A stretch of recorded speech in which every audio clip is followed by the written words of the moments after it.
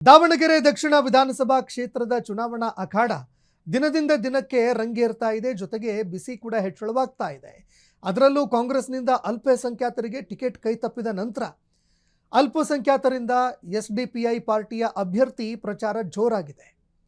SDPI ಅಧ್ಯಕ್ಷ ರಾಜ್ಯಾಧ್ಯಕ್ಷ ಅಬ್ದುಲ್ ಮಜೀದ್ ಸ್ವತಃ ತಾವೇ ಅಭ್ಯರ್ಥಿ ಪರವಾಗಿ ಕಣಕ್ಕಿಳಿದು ಬಿರುಸಿನ ಪ್ರಚಾರ ನಡೆಸ್ತಾ ಇದ್ದಾರೆ.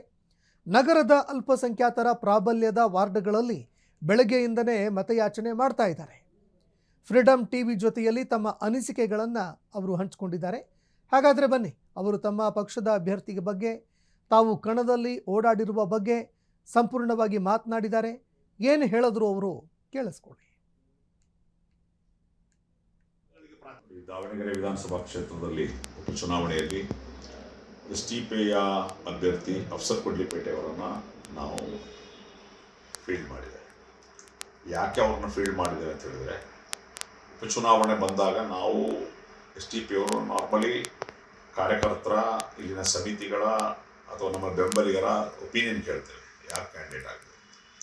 ಆ ಸಂದರ್ಭದಲ್ಲಿ ಇಲ್ಲಿ ಎಲ್ಲರ ಒಮ್ಮತ ಅಭಿಪ್ರಾಯ ಏನಿತ್ತು, ನಮಗೆ MLA ಎಲೆಕ್ಷನ್ ಆದ ಕಾರಣ ಸ್ಟೇಟ್ ಲೆವೆಲ್ ಲೀಡರ್ ಬೇಕು, ಎಲ್ಲ ವಿಷಯಗಳನ್ನು ಸಮರ್ಥವಾಗಿ ಮಾತನಾಡಬಲ್ಲ, ಹಲವು ಭಾಷೆಗಳನ್ನು ಬಲ್ಲ ಒಂದು ಕ್ಯಾಂಡಿಡೇಟ್ ಬೇಕಾಗುತ್ತೆ. ಹಾಗಾಗಿ ಅಫ್ಸರ್ ಕೊಡ್ಲಿಪೇಟೆ ಅವರು ಇಲ್ಲಿ 5-6 ವರ್ಷದಿಂದ ದಾವಣಗೆರೆಯ ಇನ್ಚಾರ್ಜ್ ಆಗಿದ್ರು, ಹಲವು ಇಶ್ಯೂಗಳಲ್ಲಿ ಅವರು ಲೀಡ್ ಮಾಡಿದ್ದಾರೆ. ಹಾಗಾಗಿ ಅವ್ರನ್ನ ಕೊಡಿ ಅಂತ ಕೇಳಿದ್ರು.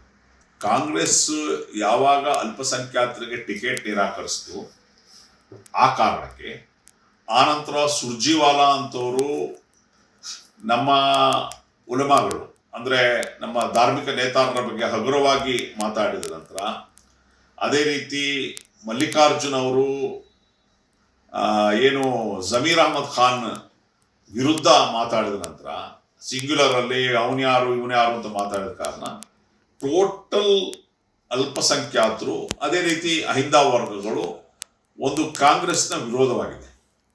ಕಾಂಗ್ರೆಸ್ನ ಲೀಡರ್ಶಿಪ್ಗಳನ್ನು ಡಿವೈಡ್ ಮಾಡ್ತದೆ. ಎಲೆಕ್ಟೆಡ್ ರೆಪ್ರೆಸೆಂಟೇಟಿವ್ MLA MLCಗಳಿದಾರಲ್ಲ, ಇದನ್ನ ಡಿವೈಡ್ ಮಾಡ್ತದೆ, 2 ಗುಂಪು ಮಾಡ್ತಾ ಇದೆ.